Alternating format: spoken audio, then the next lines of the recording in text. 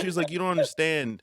In Korea, aegyo is the act of like using cuteness to express things, and a lot of K idols are they expected to do aegyo because that's what the fans want from them. That's and that video is just aegyo from start to finish, and The whole it thing. and as I start to understand it, and you read the lyrics, you start to like, oh, like they're like guardian angels who are telling this girl, don't worry about anything else. We got you because you are perfect.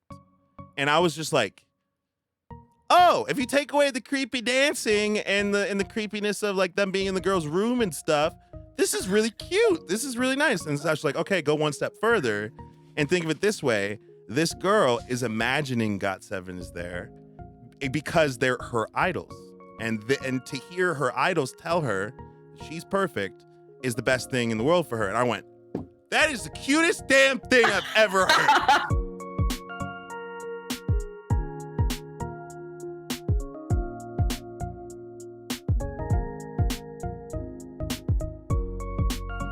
Because we love it. Because we love it. It's like so amazing. And welcome. Welcome to episode 2 of the Know It All, Not At All Korea podcast. If you don't know, we are 3 very unique individuals who love K-pop. We all have different stories, different levels of immersion into K-pop, and we are on episode 2 of our K-pop story. How we came into this. And if you didn't catch last episode, go check it out. Danny explained her journey and how she came into things, the rookie of the group, how she came into things. We talked about BTS. We talked about Big Hit. We talked about firsts. Now today, I'm going to talk about my firsts. I'm going to talk about my story. And we're gonna release some things that a lot of people probably shouldn't know about us. Well, the joys of being on the internet. Let's unwrap this present. Let's get into it. We like baking. Anyway, so a lot. So what we're going to talk about today kind of pertains to the firsts.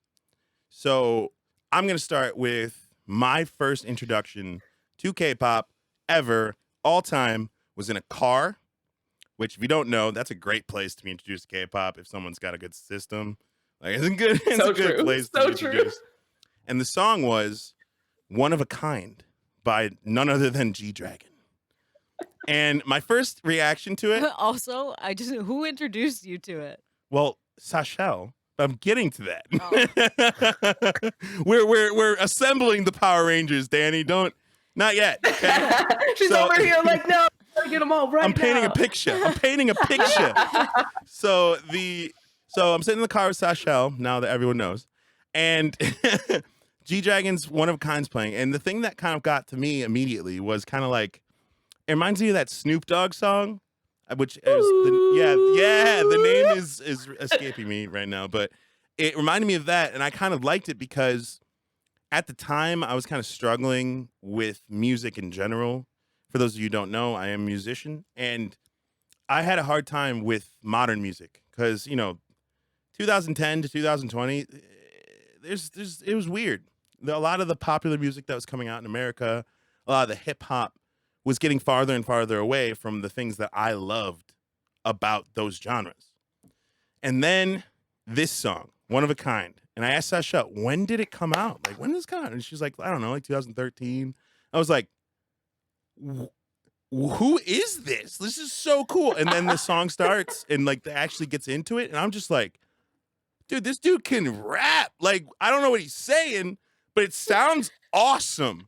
It sounds awesome. So me and Sashel rolling down the street in Buffalo at like backseat 11 p.m. at night. Yo. Bumping K-pop loud as hell. And all these Williamsville people, for those of you who don't know, just think white people. Suburb. And they were not down. And it just made me like it even more. They were down in the classic Williamsville way, which is just crickets and like a friendly, like a smile, like a frozen. Oh, so that's what you're into. They're like, oh, that's what you do. Right. So that was my first introduction. And I didn't really take too much from it, except for it reignited some passions of mine for Eastern Asian rap. I have been a big J-Rap fan for a long time. So I went into my J-Rap and I was showing songs to Sashelle, and she was sending me good K-pop rappers and good K-pop, K-rap rappers. And it just kind of culminated to this big event, right? So what ended up happening was Sashelle and me started hanging out a lot more. Literally just because of this, like, and we've been friends for a long time. It's not necessarily like we didn't hang out, but like started actually texting more and hanging out more, all because of K-pop. We were literally just like, I was like, show me more, show me more. This isn't enough. Show me more. So she's like, how about this? I'm free on Tuesday. Always Tuesday, by the way. Always Tuesday. Always Tuesday. She's like, I'm free on Tuesday. How about this? I'll come over. I'll bring a bottle of wine. We'll bake some cupcakes and we'll listen to K-pop. And I was like, bet. So literally, she shows up with white wine. I had a bottle of tequila. This is probably the worst mix of alcohol of all time, by the way. Ever. We loved Ever. it. And then we just sat from 4 or 5 p.m. until 11 a.m. 11 a.m. the next day, just cycling through all this K-pop and learning so much. And that was the inaugural K-pop night. Oh. I feel like that night was the first time that I showed you music videos, like Yes. K-pop music videos. Yes. And that kind of like solidified the vibe. Yes. Because at first you were just like listening to the music and you were like, this is dope. All right, cool. But then like you saw the videos and you were like, what? How much money do they put into these? How much money and how much like effort? Like, because you're looking like at so much production value. You're looking at the obviously the artist looking great. First of all, Looking Americans, so great. get your game up because them boys looking good, them girls looking good. Like you need to like From like a makeup standpoint, from like a fashion standpoint, like they're at the top of the Yeah. game. right. And then it just kind of solidified for me that everyone, from the editor to the producers to the people who wrote the song to the people who are performing it, gives everything they have Yeah. to the performance. Those music videos turn into like an experience full blown. Right. And as a musician myself, where I live isn't exactly super into, like, the music scene here isn't super vibrant. They're very, very determined. Buffalo, New York is known for being stubbornly determined. But It's not known for being weird though. Right. There's a niche pocket. right. And the kind of music I've been making for the last 4, 5 to 8, God, I'm old. I don't know. Long time. So many years. Has been kind of like rock and roll. I love funk music. I love soul music. I love music that just has passion, that just like has so much energy that you can feel it, whether it's sad or happy. I love feeling the energy. And that's why hip hop, like, I came into hip hop a little late just because it's not what my parents listened to. It wasn't really around. But by the time I was in high school, I just loved the hunger. I loved the storytelling and the imagery and the artisanal, like, The background genius. instruments. Right. Like even like the little beep, beep, beep, beep in the background. Like I appreciated it all and I loved it. And then it stopped going that way. I mean, there are rappers around that definitely are very emotional, especially recently. Like my brother's been trying to get me into XXXTentacion and Juice World and stuff like that. But it still, to me, just lacked a certain amount of genuinity. Like it lacked a certain amount of love for the art itself. And then K-pop was just like, I was like, why? Why are these people so hungry? Like, holy crap. Like every artist you check out is so hungry. And like the first They go artist so hard. that caught my attention and really like I sunk my teeth into it and looked up everything they ever did and was Big Bang. Now, before we start discussing Big Bang, I'm going to drop a disclaimer. This is before a lot of the allegations that were against YG and the member Seungri. Yeah. And honestly, in all honesty, we are going to speak of this as if from that viewpoint. So I'm not here to shame Seungri. I'm not here to shame YG. I'm not here to talk mess about anyone. I'm just going to tell you how I felt about it before all this stuff happened. And then, obviously, if you want to have a discussion about how we actually feel, drop comment, let us know.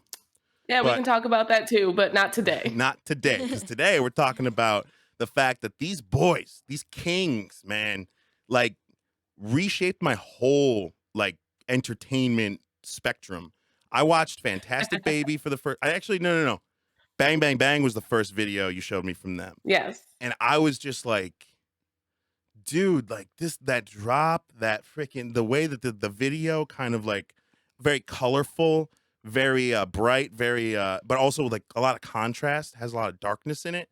And then the skill level of what's happening on the screen is just like, holy crap, man. Like, how do more people not know about this? Like, I asked Sasha, I'm like, do people know about this? Like, literally. is it? And she's like, I don't know, man, but people are starting to come around, I guess. But I don't know. This Dude, is like, the like dancers in that video were like super body diverse, like all different genders, all different body types. We're like, wait, what year did this come out? What? what? Yeah, like America's just catching up to this stuff, and it really surprised me that a group like this could take where it seemed like American music kind of left off. They like dropped it, right? They kind of like they wanted to go do their own thing. Backstreet And listen, Boys. I ain't talking. I like literally, they are doing their thing. We're doing our thing over here. It's just different. And they want to have a party. I want to talk about some deeper stuff. And it just to me really opened up for me with Bang Bang Bang, and then moving on to like all of Made, that album in general. Then I started looking up the lyrics and started trying to understand what they're saying, and then understanding that even like the most basic Korean pop songs have depth. And I'm just like, it's like what? Why does this happen? Like K-pop took the American standard of like the synchronized dance and like the matching outfits and like the boyfriend kind of vibe, but they just took it to another level where the like actual dance moves that they're doing are not something you can just whip up together real quick at home. We tried. No. And failed. The message is yeah, like super deep. Sorry, go ahead. No, I totally agree with you. And it's just it's so fun to hear this story because it's so different from my introduction to Big Bang. Because Big Bang debuted in what, like 2006? Yeah, I think so. The first time I heard them was 2009? 2008, Wow. 2009 with Lies. So Lies got me. Like I was like, what is this music? I love this. Like, and then like I was just a Big Bang fan for a long time. VIP. Yeah, I was just a fan of Big Bang. Like I wasn't even listening to other K-pop. I was just like, okay, I have Big Bang on all my playlists. And then like the next thing is, because at the time, I was probably listening to like random alternative rock. Right. Yes, I feel that. So, yes. Yeah, around that time. So it was probably like A7X and Big Bang next to each other on the same MP3 list. Back when we had MP3 players. Yeah, I remember on my iPod, like, oh my God. Yes. Shuffling through, and I was like, yeah, there's Lies, Haru, you know, like I had my heaven. I was listening to all the most random things from Big Bang, and I was loving it. So then when Made came out, that's when I really got back into K-pop. So Made came out, and I was like, whoa, like this is just so good. Like 2015. Like it killed me. 2015. That's when I got back into K-pop. So I was always listening to Big Bang for years. Right. And then Made happened, and I was like, oh, I need to explore this genre some more because I am missing out. Oh. Who was like the second group that you just like went from Big Bang to who? On a large level, GOT7. Ah. I respect because they had that. they had just come out like a year right before. I think 2014. Don't quote me on that, but I think so. Something like that. But it was around then. So GOT7 was like my next big fandom where I was like, I love these boys, and then like it just moved on from there. Then it was just like, a waterfall of K-pop where I was like, oh, EXO exists and BTS exists and all these other people, and now we're in a whole tornado. Yes. Of We refer to groups. it as the K-hole, which we understand there are connotations, but what I mean is there is a spot in the K-pop field where as you start to explore, you step down a little hard and it gives, and you fall endlessly into K-pop for down the rabbit hole forever. Yes. So essentially, you find an entry point and you become obsessed. And then just when you think you're about to go back to music you were enjoying beforehand, you find something new to pull you right back in. Yeah. That is essentially the K-hole. The K-hole. Yeah.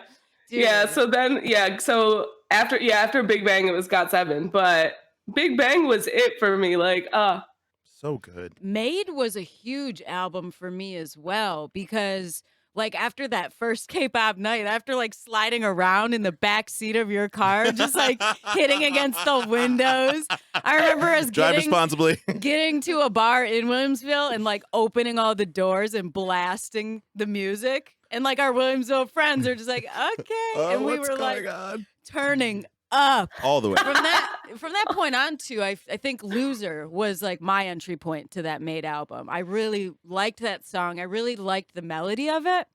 And then I would put that album on in the shower.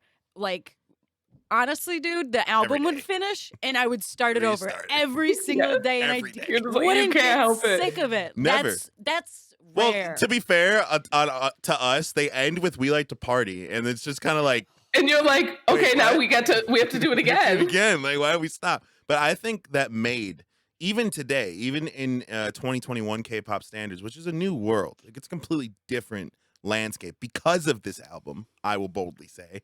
But it really showed a side of K-pop that I fell in love with immediately, which is artists writing and producing their own songs and saying more than just having a bop or having a hit. Like Bang Bang Bang is a fantastic song and it's an anthem and I love it.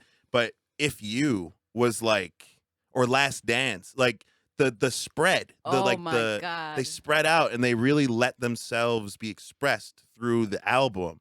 And then I was like, whoa, I need to find more people like this, because like G Dragon, it cannot be understated how much he has inspired me as a person, as well as like all of the tastes that I had going forward.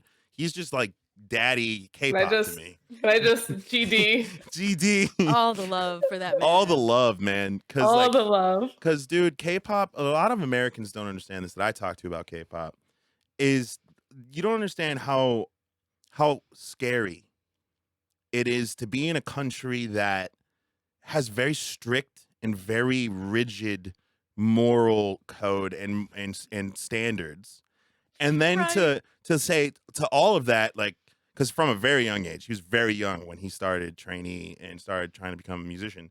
Like he was like a child, right? Yeah. To literally dedicate like to people around him in Korea, like that's like could have been a doctor and you decided to do this, like that's just the vibe of it. So to like come up in that kind of environment, still to this day, being you and like expressing yourself through your music in ways that a lot of Koreans before G Dragon blew up all over the world, were very unaccepting of. It wasn't, Bang Bang Bang. You go to an older Korean gentleman, he might be like, even to this day, like some of the fashion choices that G Dragon was bold enough to make, where like one side of his hair, his whole bangs were like down to the floor. That look like is iconic. I feel like he was a front runner in the fashion game for a while. I remember he still is. Yeah. Peace Minus One is a thing, and he's over here painting Nikes and making them better and making bank doing it. Yeah, he's been trailblazing, like with his style, with his music for a long time in an environment that was very restrictive. So it's like even more impressive. And just like, honestly, once I fell into that hole of Big Bang and K-pop nights were more frequent because Tuesdays became different. Every Tuesday. Became very different after that. Every Tuesday it was Yeah. tequila, cupcakes, and K-pop. Didn't matter if there was work to do the next day or groceries to pick up. We were staying up till No. well, you guys were staying up till like 11 in the morning Yeah, or noon. just discovering and exploring. Yes. And then do you also, remember go ahead. the live performance that Big Bang did where it was Loser and then Bay Bay and then Bang Bang Bang? Yes, I do. Yes. Dude, that was crazy. We would play that so many times in Jam Out because it starts with like this melodic kind of vibe, Taeyang's amazing vocals. Yes, of course. breakdown. And then it just like slowly builds into this spectacular like dance and vibe. By the end of it, all of us are on the couch going off. And that's Or kind of something I wanted to Every talk single about time. on this podcast, because I think obviously I know you guys understand because y'all my homies, but I think people Right. listening might get to know us a little bit better through the fact that when we started watching K-pop live and we started understanding what an idol is, why they call these artists idols, it's because there is this kind of ritualistic side of it where a lot of people do kind of worship these groups and whatnot, and that scared me personally from K-pop at first before we got into it all. But where it tipped for me was seeing the live performances and seeing these rich ass dudes, and let's not mince words. By the time I saw them performing, they were rich, right? That's fair. That's fair. They were on making bank. stage and just giving everything and Right. just laying it on the ground, like cutting didn't have their to. own lungs out and putting them on the ground. They didn't have to do They that. didn't have to do that. Yeah, we're over here. They have been basically super famous for a decade already, and they are still giving it their Everything. all. At the time that you started seeing Right. them, they had already been like Everything. top of the charts To for the point where 10 you years. Forget that you're watching a music video in your living room and you're transported into this like experience. Yes. That is a Yeah. great way to explain like watching them perform live. And then that tipping point for me of like, dude, I can't believe like when artists say they love their fans, and you know, I've been accused of swear. I've probably, but at this point, since you guys have seen, told you guys that I love you and I don't even know you. That is because what I'm saying is I love people. I love the connection that we are going to make. And I will work as hard as I possibly can. I will give you guys everything I possibly can to entertain you and to learn from you and to grow with you. And American artists don't do that anymore. They don't. Like it's so rare to see an American artist who's just like not separating themselves from the rest of us and living on a fantasy world far away. Like you start to understand like they do love their fans, not because they give them money, but because they realize the fundamental truth. They would not exist without their fans, and they love what they do, so therefore they love you. And they show it by showing up and freaking sweating their ventilator masks out behind the stage so they can breathe. Like, damn, man, like that deserves love, man. That deserves love. Yeah, I'll say that in K-pop, so one of the appealing things to me is that as a fan, you do feel the appreciation a lot more than as a fan of many American or other Western artists. So they seem like, even though, you know, I don't know BTS personally, Right. you know, I don't know Stray Kids personally, but like I can watch their V lives. I can like watch their random videos on YouTube and things like that, like their fan events. Yes. Like when I'm watching those, like I wish that it was not a pandemic right now and I could go to a fan event because Bro. they look like so much fun. And for hours, for all of those people, they are over here. They are giving like their best attitude. They're just like, yes, I will sign this. I'll smile with you. I'll do pictures. I'll do a cute thing if that's what you're asking for. Right. You know, like Yes, I will kiss your baby. Oh God, And then on Like, top of that, like Corona. they're super thoughtful in regards to their fans. Like I know BTS went on vacation and they filmed it so that their fans would have something to watch. We're going on vacation, but we're gonna And vlog the whole thing. they had a Yes. snow day, so everybody's out there in the snow. And one of the members, Jimin, he's like, what should we do for ARMY to like let them know that we love them and we're thinking of them? I'm like, dude, what? So this man climbs a mountain and like runs with V, another member, to make a big heart in the snow on a mountain and have it say like ARMY, we love you. That they were able to see from Yeah. a helicopter that they flew overhead. I'm like, dude, yes, that like, kind of that's how fan you spent your appreciation. vacation. For us, basically. Right. But I love that. And I don't see that. Like, I mean, if American artists start doing that, I might also fall in love with some American artists. You Right. know? Because you Like, actually get to know them. Right. That's the thing. Yeah.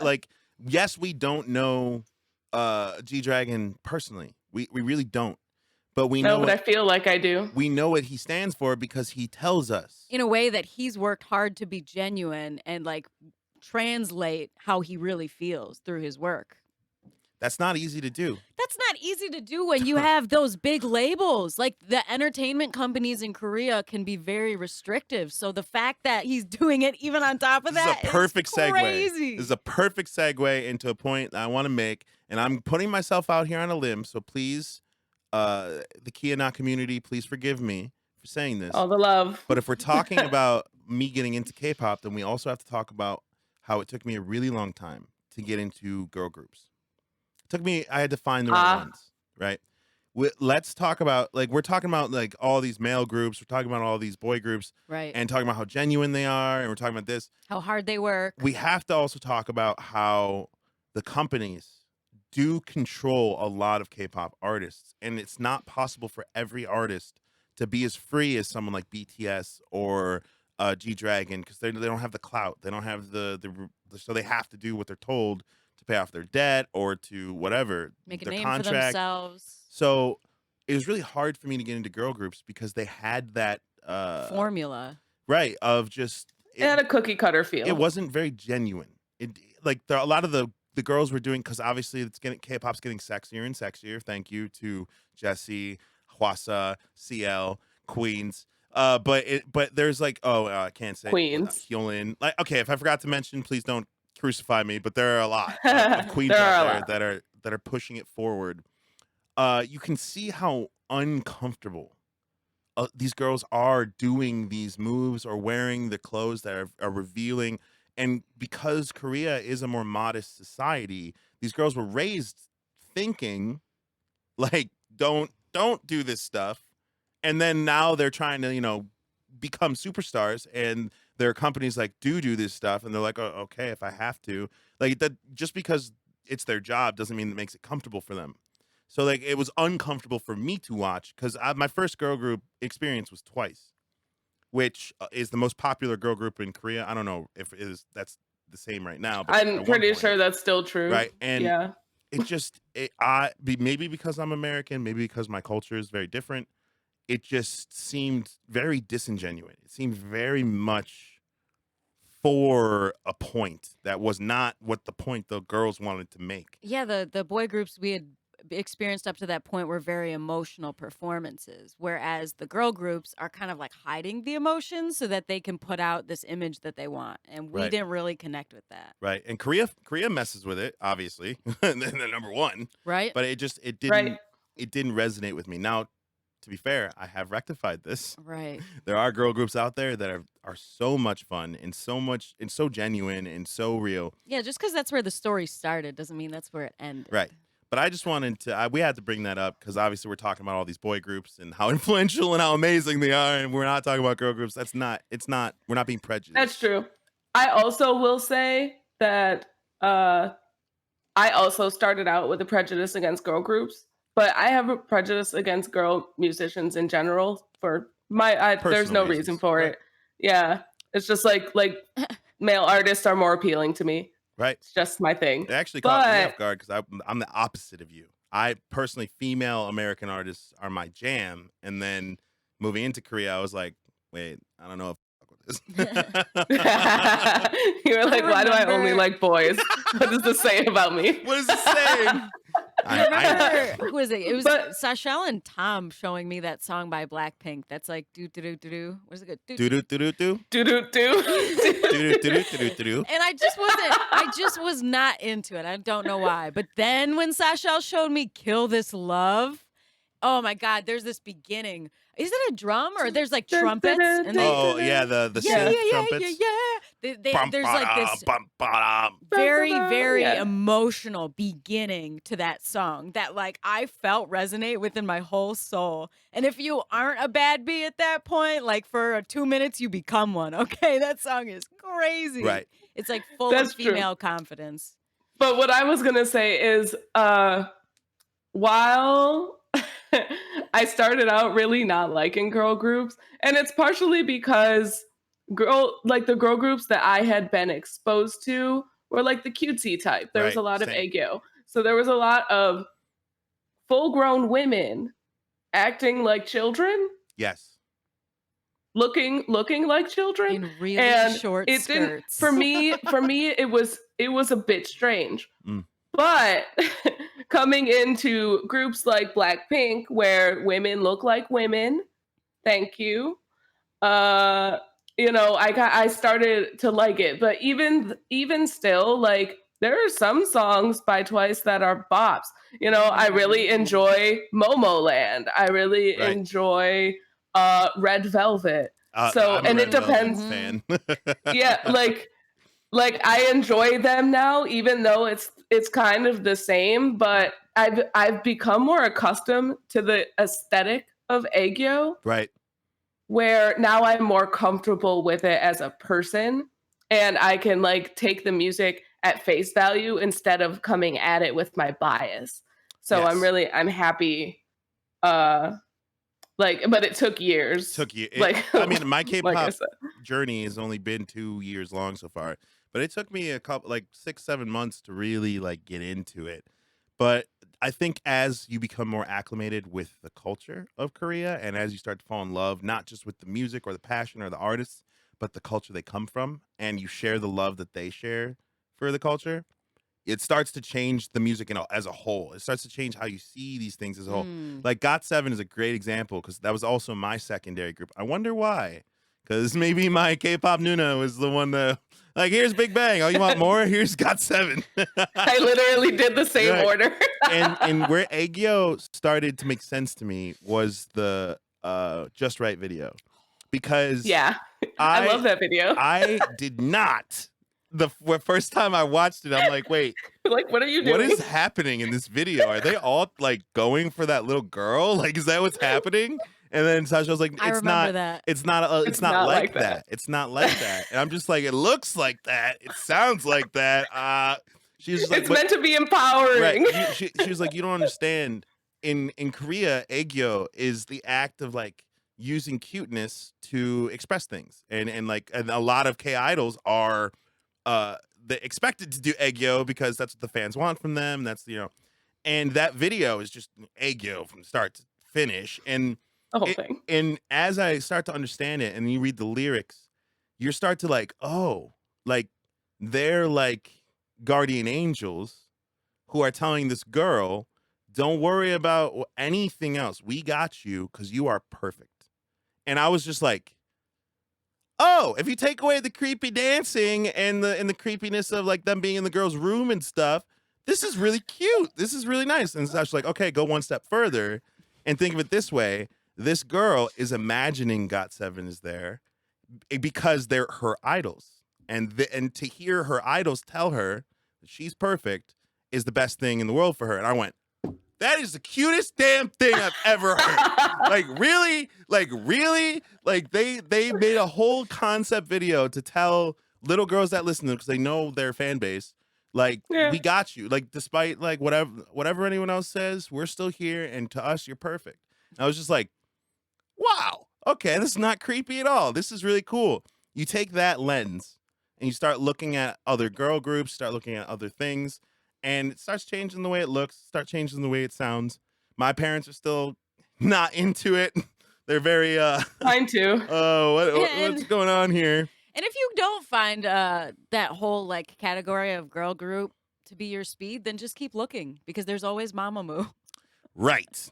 Right? Right. Get it with hip. Right. I'm just saying. Those are 4 like amazing queens from like a vocal Queens. standpoint, from like a challenging standpoint, Performance, writing. message. All 4 Yup. of them are my favorite people. Seriously. Yeah. Like, who's your Mamamoo bias? Yes. Mm-hmm. Yes. Yes. Correct. Correct. You are. Did yes, you are say a correct. name? Don't No, need to. don't need Mamamoo is my Mamamoo bias. They're not they're not uncomfortable being sexy. They're not uncomfortable being flawed either. They're not uncomfortable. they write being about it a lot. Gritty. Yeah. Yes, Their latest song, Dinga, is like, I just want to relax and have a drink with my friends. Like a fish. Yes. Yes. But their songs are just so catchy. So they have so much talent. Like when I saw them live, and I wasn't even expecting it. Like I'm literally. sorry. I knew that, but it just hit me all over again Yeah. that you physically have seen them. I had to hate you for a second. That I I'm was back to that I was less than 10 feet away from Hwasa. Okay. Makes me sad, Okay. but happy all at the same time. I don't know. How I literally love them. And I'm just like, I'm jealous of my past self all over again. The one that didn't have to deal with a global pandemic. And that's actually Right. like, you brought that up earlier, and I kind of want to expand on that just because this pandemic like should have been the end of K-pop. Realistically. In America. Realistically, okay? It was because starting to get its grounds. It was starting to get its grounds. It was starting to get its hooks in. And then so many groups were planning American tours. It was about to take over. It was going to have good luck because of it performing at big stages in big crowds like Coachella. Right. But then the pandemic. Oh, don't even talk to me, Danny, about Coachella. Yeah, I'm we're so not- mad. Speaking of Big I'm Bang. so mad. Ugh. Big Bang. Anyway, if you don't know, Big Okay. Bang was going to come back at Coachella, but then, a pandemic happened. Kind of leading to what I'm saying is that in America, trends shifted like the wind. You know what I Yep. mean? Like, you guys remember That's the true. Ugandan knuckles? Like, Do you Oh, know the yeah. way? that was for so long. you know It Dwayne? felt like forever, but it was actually like a couple months and it was gone. So, like, Right. realistically, the K-pop wave in America should have met its end. Kind of passed. Just not necessarily not its end of like nobody's gonna listen to it anymore, but It like, had like a package, and part of the Yeah. package was big crowds. and it's gonna stop its growth. It's Yeah. gonna stop it from growing. However, against all odds, and because there's some very smart people working for these groups, they are continuing to grow and getting even bigger and getting even just because they realize, okay, the global pandemic is happening, and I think a lot of American artists just went, oh, nothing we can do. Let's take up knitting. Even in my own scene, a lot of people got hurt because of the pandemic. They couldn't play out. They couldn't, and I've always been kind of like playing out, at least on the underground level. And if you live in a city that's not LA, New York, Austin, or Denver, or one of those, it's kind of pointless just because, I mean, obviously I do it for myself. I love performing, but when the pandemic happened, a lot of people were just like, what's the point of even doing anything? And I was just like, what do you mean? There are literally millions of people sitting at home with nothing to do except for absorb content. Why Literally, put all your stuff on the internet. Right. And what did K-pop do? Put it all on the internet. I learned Live that. concerts on the internet. Bro, I learned that from K-pop. And all my band members are like, why are you listening to this? And I'm like, dude, I'm learning so much. The Korean language is beautiful. It's complex. We're going to do an episode about how all of us are trying to learn and all of us are doing with that. But it gives way to new melodies, right? Like in English, when you're singing songs in English, there's a structure to how the melody goes because it fits the words. It fits, it has to fit the words you're saying. In the Korean language, and because they take a little bit of liberty with K-pop, the lyrics always, like, you could have a 6-syllable word, but you can say it in 3 somehow. Like you sing it in, right? You know what I mean? Like you have this, You're right. this like, it's like cursive of writing melodies. It's like it all connects and it's very beautiful. and to be a singer and listen to K-pop, you start to really understand the complexities that they do with their melodies just from the language that they're singing in. And then they also throw English in there, so that adds even more complexity and more layers. So like I was just like, bro, there's so much I can learn as a writer, as a singer, as a creative artist. And then on top of that, their marketing teams are some of the best in the world. Your marketing teams are boss. Are I'm just freaking saying, G. anyone in any kind of creative career needs to take some tips from K-pop because they know 100%. exactly how to market these groups. Right. And They are so good at it. How to get people excited for it, the kind of content that people want to see. They're very good at cornering those markets. And the thing is, like, I did a video for my band recently, and they were like, we need a lyric video, and we need to make it in like a day, you know, because that's how it be sometimes. And I was just like, okay, I can do that, but I'm gonna do it my way. So what I need you to do is send me all of the videos that you have of us performing that song, and send them to me. And he was like, they're not usable. Like the audio is really bad or whatever. I'm like, I don't care about that. Just send it to me. So then what I did was I did a stage mix. I took all these shows and I cut them together and lined them up in different venues, different shows, different clothes, different lighting. And then I put the song over top of it and then put the lyrics to it. And they were like blown away. They were like, oh my God, why has no one thought of this before? This is so cool to see all the venues in our city and to see us at each venue doing the same song is really cool. And I was like, I learned it from K-pop. And then they got real quiet. They were literally like, because if you watch the live performances, the ones that are like made like they're not like full live, but it's like a song being performed live, and you see that there are costume changes and like random set changes. You're like, oh, they totally changed the entire venue. This is a totally different video that they spliced together and made look amazing. Yes. Like, it's always so good. Plus, I really enjoy, honestly, the way like they do all kinds of things. Like you can get like the one person cams for groups. Like they do, like you can watch the full group, or you could just literally watch your bias the whole time. If that's what you want to do. These marketing campaigns are genius. They're literally just like, if there's content out there we can make, we will make it. Like if there were some laws in place, I'm sure they'd be showing you like people sleeping and you know what I mean? Like they go really far with this. And honestly, this is kind of a segue because we are talking to K-pop. The community out there is K-pop experienced people and also people who have no idea what K-pop is.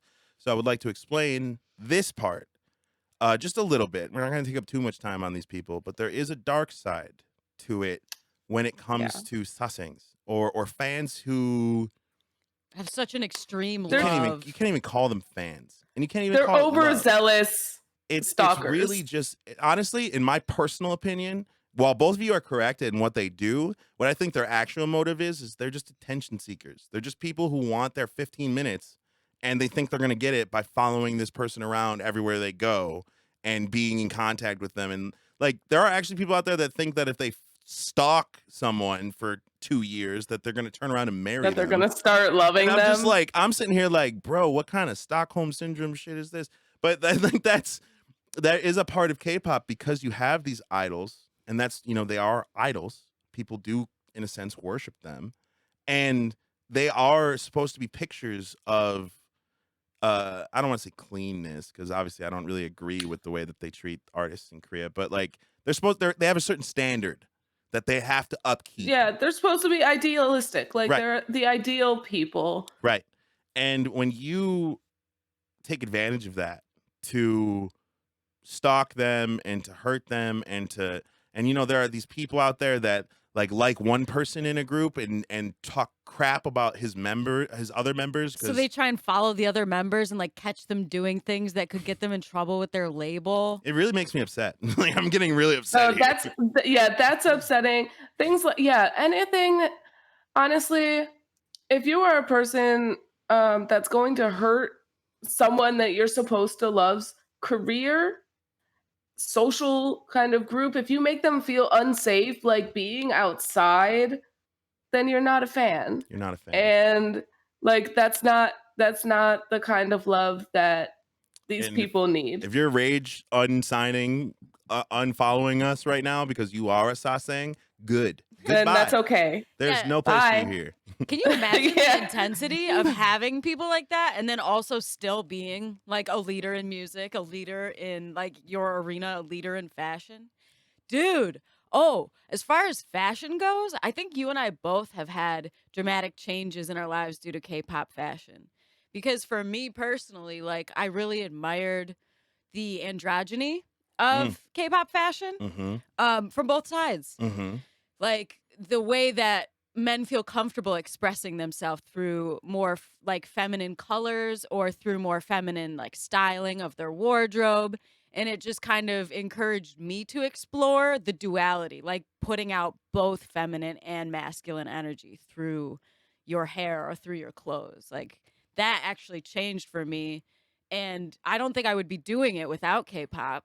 And I also like was able to encourage other people, like younger kids that I worked with at a restaurant who were getting made fun of for like looking really fancy and like picking out really fashionable like feminine colored bow ties. And I was like, dude, think about how they're dressing in K-pop. And he was like, oh yeah. I'm like, dude, these manly men are wearing full-blown leopard fur coats and looking Right. masculine and wearing a red beret with it. Like, Beautiful. you're fine. He's like, oh yeah. I'm like, if anything, you're like at the height of fashion right now. He's like, Yeah. oh yeah. It's such a positive thing to like be able to explore. I want Yes. to have that without them. I do think. Yeah, that- oh, go I ahead. agree with you. No, I was just gonna say I agree. Like fashion, my fashion sense hasn't really. I mean, it's morphed a bit but I think that's just because I was growing up and Yeah. listening to K-pop at the same At the same time. So You're the only one of us that had that experience. yeah, I mean, I would say my general aesthetic is more feminine. Maybe not today. I'm just wearing a t-shirt today, but you know, I tend to use more immature looks, like Younger I'm wearing looking, pigtails, you know, right? Full grown adult with pigtails. But that's also something I've always done. Yeah, you've done so that as long as I've known you for like 12, going on 13 years, and you've always done that. Like, yeah, I mean, I think that's just my style. So Right. I'm not sure how much of it came from K-pop and how much of it came from probably me watching a bunch of anime in middle school. Weaving out. Yeah. And that's actually, stick around for next episode. If you made it this far, congrats. But stick around for next episode. We're doing the final of the Get to Know Us series, and we're going to talk a little bit about the like us immersing ourselves into Eastern Asian culture. If that interests you, stick around. But for this episode, I feel like we should just finish on how K-pop nights, bring that back up real quick. K-pop nights kind of shaped not only our friendship, but also like this here. Yes, right? Good point. So because you guys are just meeting us for the first time, and this is the Get to Know You episodes, our K-pop nights kind of turned into, because me and Sashel have been friends for a long time, but I was best friends with her brother, and she like dated someone that was in my band for a really long time. So like we were always around each other. We lived with each other for a point. But when we started sharing this love of K-pop, and nobody else here really does that. Like there are very few people we know, at least in Buffalo or Western New York, that like K-pop. We started creating this bond of just like being aliens, like not feeling necessarily like we belong here, and liking things that aren't necessarily considered kosher in they're not Western status quo in Buffalo. No, not here, not in this snowy, depressing place. But it just like, it really solidified for us, like us as a threesome, just having a good time, having really good conversations, having really good ideas of where each other is at with the immersion into K-pop and like things we like. Music that makes us emotional. Yes. And then that. In June, I'm pretty sure it was June, because it was a month earlier than it was supposed to be, 2 months earlier than it was supposed to be. Sashel got accepted into one of the top schools in the country, and for a freaking program that was very, really good. And now she's well into this program. But she got accepted in one of the top schools in the country and then moved very far away. Literally to the other side of the country. I think we started doing K-pop nights maybe 3 weeks before you were physically No, gone. it was like maybe we did like 5. Oh, we that's got like right. 5 in. Because remember, she stayed at our house for like a full week before she left. That's true. Because I did just stay with you guys for a minute. Because, you know, we had just really started loving each other in a way that we hadn't before. And then our relationship was going great. We knew she was leaving, but then when she got the call to leave 2 months early, we were like, damn, man, like this is really getting into full swing. This is really getting into like we're all feeling really good about this friendship. So when she left, we made sure to stay in touch. We would Skype all the time and Zoom when that was a thing and whatever. And then it kind of escalated to we wanted to go visit her. We missed her. And we were like, let's all hang out again. Like, this is ridiculous. Pre-pandemic, people. This is pre-pandemic. Barely, but pre-pandemic. And we went out to visit her. And through our visit, we were sitting and talking about our love of K-pop and, like, you know, who we individually are becoming because of K-pop. And we were just like, yo, like, we should do a podcast. And just, if not for anything, just to share this, like, this love and to hopefully, like, hear other people. Because, again, I know, like, no one. Danny knows one person that lives here that also listens to K-pop. I've gotten a couple people into it, but it's not the same as, like, finding another K-pop head, you know, and, like, oh, we vibe. So, like, maybe expanding this community a little bit. And then we started then, like, literally, like, 2019, started planning this. Started going, you know what? Let's do it. Let's do it. Let's talk about this. Let's do a podcast. If we filmed this right now, it would be a podcast. Right. So why don't we for just 7 start hours. filming these? Right. And so then we started talking about what else, like, we're passionate about. And that's how Mixed Edition, our other podcast, if you don't know, now you know. That's how that came about because obviously me and Sasha are both mixed, you know, and this mix of culture kind of, which we kind of actually had a deeper understanding of because of K-pop.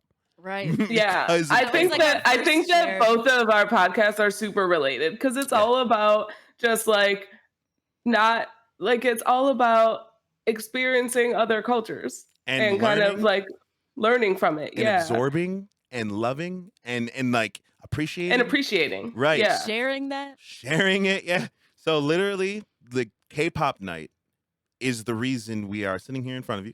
It's the reason we are all together like this. It's the reason we get to see our best friend once a week, at least. At least. Yeah, we had to come up with an excuse so we could see you more. But we are planning big things in the future as we're coming to the close of this episode. We are planning very big things in the future. Please stick around. This is just the beginning. We are going to expand. We are going to grow. Hopefully, me and Danny, we have plans to move out to where Sasha is located and hopefully consolidate this and make it even bigger and grow even better. But until then, thank you for joining us for episode 2 of KIANAA. I really hope that you enjoyed it as much as we did. 감사합니다. This is fun. We should record at 1 a.m. more often.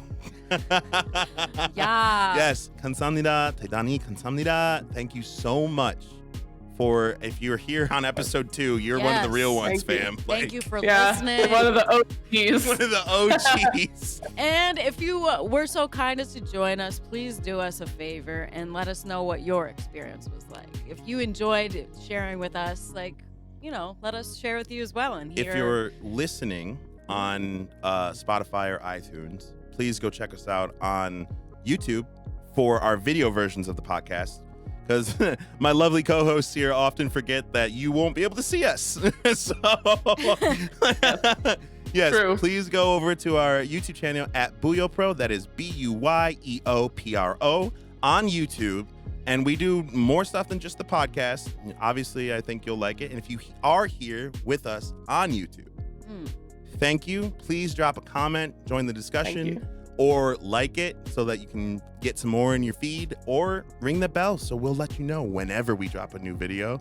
But until then, annyeong. 안녕. Anya.